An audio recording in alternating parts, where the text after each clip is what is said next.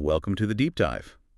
Today, we're tackling a really crucial topic, one that's almost certainly on your MSRA revision list, chorioretinitis. That's right. You've pulled together some fantastic notes, really detailed stuff, and our mission today is to unpack all of that, make it clear, make it stick, and most importantly, make it high yield for you.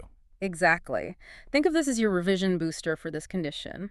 We're diving into chorioretinitis, which basically means inflammation of two vital parts of the eye. Which are? The choroid, that's the vascular layer. Think of it as the eye's plumbing and nourishment system. And the retina, the light-sensitive bit at the back where vision actually happens. Got it. So understanding this is pretty non-negotiable for anyone in healthcare, right? Absolutely. And we'll make sure you leave with the key facts really clear in your mind. And looking at the sources you've gathered, it's clear we're going for a comprehensive overview. It's definitely worth stressing up front, isn't it, that if this condition isn't treated, it can lead to really significant vision loss. Yeah, permanent loss in some cases. That really underlines why getting to grips with this topic is so important for your clinical practice and, of course, for your exams. Okay, let's jump right in then. In a nutshell, what is chorioretinitis? Define it for us. So at its core, it's inflammation hitting both the choroid and the retina. Simple as that, definition-wise. But the causes aren't so simple. Not always, no. It's interesting because it can come from infections, think bugs, or from non-infectious inflammatory conditions, a real mix. And we absolutely need to remember that potential for vision loss you mentioned. Definitely. Prompt recognition, prompt management, they're key. You mentioned the choroid's role, the vascular layer. Can you just remind us of its key functions, stuff we should keep in mind for revision? Sure. Think of the choroid as the support crew for the outer retina. Its main jobs are feeding those photoreceptor cells, helping regulate the eye's temperature, and even playing a part in keeping the intraocular pressure stable. So pretty vital functions. Inflammation there is bound to cause trouble. Exactly. It disrupts that essential support system. Okay, so inflammation in the support system and the retina itself. The notes also describe it as inflammatory and exudative. Can you break those terms down in this context? What's key to remember? Good point. Inflammatory, well, that's the immune system kicking off, causing swelling, maybe redness inside the eye. Exudative means there's leakage. Leakage. Yeah, fluid, proteins leaking into the tissues, like the eye is weeping internally, if you like. And that fluid buildup can mess with vision, too. And it can be present from birth or acquired later? Correct. It can be congenital or acquired. And something really important to remember, especially clinically, is that people with weakened immune systems are more vulnerable. They might get it more easily, or it might look different. Okay. Let's talk causes. The classic split. Yeah. Infectious versus non-infectious. Let's hit infections first. Main categories, key examples. Right. For infectious causes, you've got your main groups: viruses, bacteria, fungi, and protozoa. Okay. For viruses, cytomegalovirus, or CMV, is a big one, especially in immunocompromised people. Also, Epstein-Barr virus, EBV. Bacteria, think syphilis. That's a classic associate. Syphilis, okay, fungi. Histoplasma can cause a specific type, and protozoa, the main one you absolutely need to know, is Toxoplasma. Probably the most common infectious cause overall in many places. Toxoplasma, got it. That's a good list to have for recall. And it's worth remembering, right, that sometimes this eye problem is the only sign of an infection, but other times it's part of a bigger picture. Exactly. It could be isolated to the eye or part of a systemic illness, and sometimes it can be quite sneaky, maybe asymptomatic at first or just mild symptoms. Which underlines the need for a proper look at the back of the eye. Absolutely. And remember, the potential for permanent damage really hinges on where the lesion is the inflamed patch and how big it is. A central lesion hitting the macula. That's much more likely to affect sharp vision long term. Okay, clear. Now, let's flip to the non-infectious side. What are the key conditions or categories we need to associate with this for revision? So, for non-infectious causes, it's often about the immune system going awry. Autoimmune diseases are a major category. Think sarcoidosis. Sarcoidosis, okay. What else? Then you have specific inflammatory conditions that seem to target the eye, like Vogt-Koyanagi-Harada syndrome, VKH. And systemic disorders like Behçet's disease often have eye involvement, including chorioretinitis. Right. The notes also mentioned tuberculosis. I thought that was an infection. It is, technically. But the way TB affects the eye often involves a very strong inflammatory reaction, so sometimes it gets discussed alongside these non-infectious inflammatory causes in differential diagnoses, even though the root is bacterial. Interesting distinction. The notes also threw in IV drug use, other autoimmune conditions, even malignancy. It really paints a picture of diverse underlying problems. It does. It emphasizes the need for thorough investigation to find the root cause. So thinking about who's more likely to get this, what are the key risk factors? Well, again, the risk factors are very much tied to the specific cause we're talking about. Makes sense. But some general themes pop up. Obviously, a history of relevant infections like STIs for syphilis-related cases. Environmental factors can play a role, exposure to contaminated soil or water for things like toxoplasmosis or certain fungi. And immune status. Huge factor. Being immunocompromised, whether from HIV/AIDS, immunosuppressant drugs, certain cancers significantly increases the risk for opportunistic infections like CMV or toxo-causing chorioretinitis. Okay. And having one of those systemic conditions we mentioned, like sarcoidosis or Behçet's? Yes, that itself is a major risk factor for developing the associated chorioretinitis. Right. So we know what it is, the causes, the risks. Yeah. Let's get into the pathophysiology. What's actually happening at the tissue level, the basic mechanism? So the core process is inflammation in both the choroid and the retina. Now, how that starts depends on the cause. Go on. In infectious cases, the bug, virus, bacterium, whatever, can directly invade the tissue. It starts multiplying, damaging cells. Then the body's immune system rushes in to fight the infection. Which is good, surely. It is, but sometimes that immune response itself causes collateral damage. The inflammation, while trying to clear the bug, can also harm the delicate eye tissues. Friendly fire, essentially. Okay. And what about the non-infectious types? No bug involved there. Right. In those cases, it's the immune system itself that's the primary problem. It mistakenly identifies normal, healthy eye proteins or cells in the choroid or retina as foreign threats. Like an autoimmune attack. Exactly. It launches an inflammatory attack against the body's own tissues.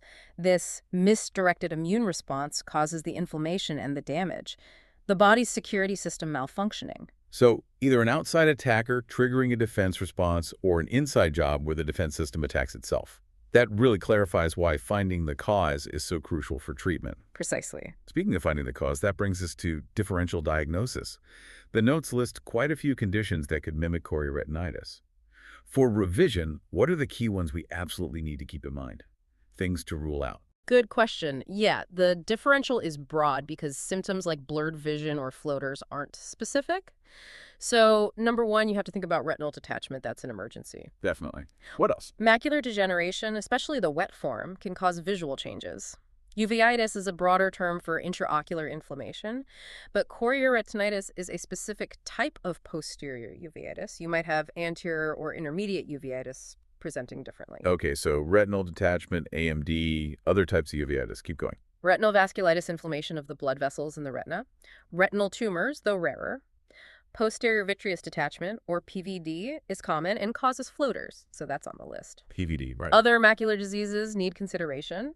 The possibility of an intraocular foreign body, especially with a relevant history. Then less common things like choroidal dystrophies or even fundal tumors like melanoma or retinoblastoma. And one specific pattern to know is presumed ocular histoplasmosis syndrome, POHS.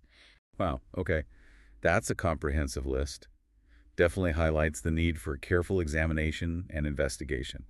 Let's shift to epidemiology, focusing on the UK. How common is this? Pinning down exact prevalence for all chorioretinitis is tricky, simply because it covers so many different underlying causes. But we have some data on specific causes. We do. Toxoplasmosis is a really significant contributor in the UK. Seroprevalence, meaning evidence of past infection, is quite high, especially among women of childbearing age. And the typical age for toxoplasma Often presents between 10 and 35 years old. And in some areas, estimates suggest it could be responsible for up to half of all posterior uveitis cases. So it's a big player. Half, wow. What about CMV? Neonatal CMV infection occurs in a small percentage of births, maybe 0.15% to 2%, often linked to maternal immunity. CMV chorioretinitis is much more strongly associated with advanced HIV/AIDS, though less common now with effective antiretroviral therapy. Other infections causing it are relatively rare in immunocompetent people in the UK. In non-infective causes. Data is more limited there. It's harder to track prevalence for conditions like sarcoid-related uveitis or VKH compared to specific infections. Okay. And one point about toxo-acquired versus congenital. Yes, an important point from the notes. Acquired ocular toxoplasmosis, meaning getting infected after birth, might actually be as common as the congenital form and potentially more severe in its presentation. Interesting. So how does this actually look? When a patient comes in, what signs and symptoms should make us think, could this be chorioretinitis? Well, the presentation can really vary. It depends heavily on the cause and exactly which part of the choroid and retina is inflamed. But common symptoms, the red flags, are blurred vision, new floaters. Flutters, those little specks or lines drifting around. Exactly. And scotomas, which are blank spots or patches of blurred vision in the visual field. Okay. Blurred vision, floaters, cophenomas, anything else? Patients might also report eye redness, pain, photophobia, sensitivity to light, and sometimes changes in color vision. But again, it's variable. Are there typical ways it might present depending on age? You mentioned toxo age ranges earlier. Yes, that's useful for context. Older patients might present more with that gradual blurring and floaters. In children, it might be less obvious. Perhaps they start squinting, or parents notice they aren't seeing small objects well. And congenital infections. They can be very subtle initially, perhaps picked up on screening, or there might be other signs of congenital infection affecting other organs. The eye signs might not be the main presenting feature at birth. Right. And when we actually examine the eye using an ophthalmoscope or slit lamp, what are the key findings to look for? Things to remember for exams. Okay, key exam signs. If it's active chorioretinitis, you're typically looking for pale, yellowish-white lesions on the retina, often with quite well-defined borders. There might be overlying haziness in the vitreous gel due to inflammation. And if it's old, inactive. Inactive lesions look different. They tend to become white, atrophic patches, often with clumps of dark pigment, usually around the edges. Scar tissue, essentially. Active. Pale. Defined lesions. Inactive. White pigmented scars. Got it.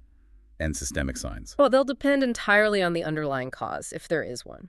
Fever, rashes, joint pain could be anything, depending on whether it's syphilis, sarcoidosis, etc. And for toxo, again, specific presentation points. Ocular toxo often presents either very young, say under 4, or a bit older, maybe over 9.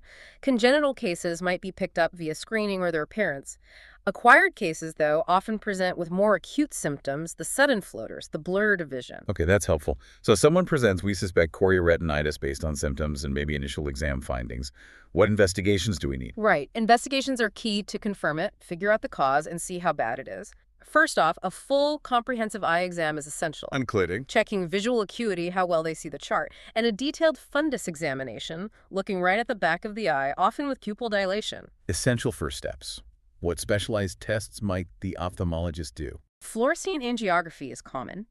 They inject a dye into the arm, and it circulates to the eye's blood vessels. Photos are taken to see leakage or inflammation patterns. Very useful. Okay, angiography. What else? Optical coherence tomography, OCT.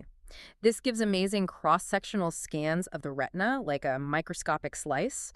It shows the layers, any swelling fluid, really detailed anatomy. OCT, right, and finding the cause. That often means blood test serology, looking for antibodies or antigens related to suspected infections like Toxoplasma, syphilis, CMV, maybe Lyme disease, TB tests. So blood work is crucial for infectious causes. Any other imaging? Sometimes, depending on what you suspect systemically, you might need chest x-rays for TB or sarcoidosis, or even MRI or CT scans. Okay, a tailored approach. So once we've investigated, maybe got a diagnosis, what's the management strategy? What are the main principles? The core principles are twofold. 1, treat the underlying cause if you've identified it and it's treatable, like an infection. 2, control the inflammation to prevent further damage. And the specific treatments? It really depends on the diagnosis. But the main tools are antimicrobial agents for infections, anti-inflammatory medications, usually corticosteroids, either drops, injections around the eye, or tablets, and sometimes, for severe non-infectious cases, immunosuppressive therapy might be needed long-term, plus supportive measures for symptoms. And collaboration seems key, based on the notes. Absolutely essential. This often requires teamwork between ophthalmologists, infectious disease specialists, rheumatologists, GPs, depending on the cause.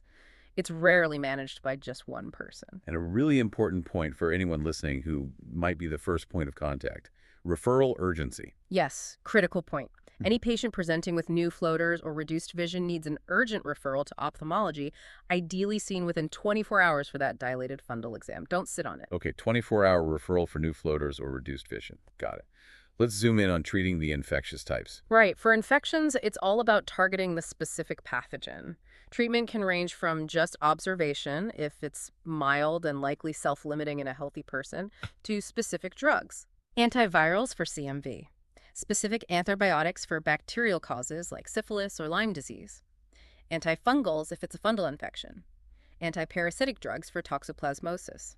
Anti-TB drugs if tuberculosis is the culprit. And often with steroids. Often, yes. Corticosteroids are frequently used alongside the antimicrobials to dampen down the damaging inflammation more quickly.